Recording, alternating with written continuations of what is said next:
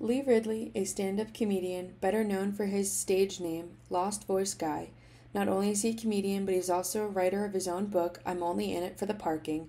He is also the winner of the British Got Talent in 2018. Lee Ridley has cerebral palsy and is unable to speak, so he uses an AAC device to communicate with the people around him.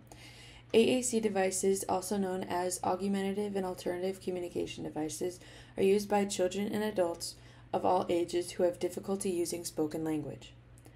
Even though it may seem hard for Lee Ridley to do stand-up comedy, he in fact does it very well. Even though he uses a synthetic voice, he is still able to use facial expressions, gestures, and even his comedic timing in his stand-up routines. He shares his experience with having cerebral palsy and having to use a communication device in his comedy. And if you can tell that I have a slight disability, it's the hair, isn't it? I've been disabled most of my life. In fact, I was disabled before it was popular. I'm not here to inspire you. I'm here because I love the attention.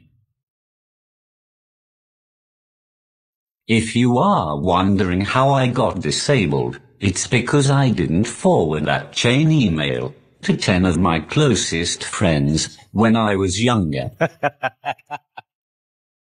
Cerebral palsy is a neurological disorder that appears in infants and even in early childhood that permanently affects a person's ability to move and control their muscle coordination. Lee Ridley had contracted a brain infection at 6 months old that had resulted in him being in a coma for 2 months. Because of this, he was left not being able to control his body movements very well and has no natural voice, so he uses a synthetic voice on his iPad to communicate with people around him. He also has difficulty walking due to his left side being stronger than his right. Despite all the challenges Lee Ridley has experienced, he never let his disability get the best of him. He is now living out his dream of being a stand-up comedian, and he's been doing so since 2012. He's been successful ever since.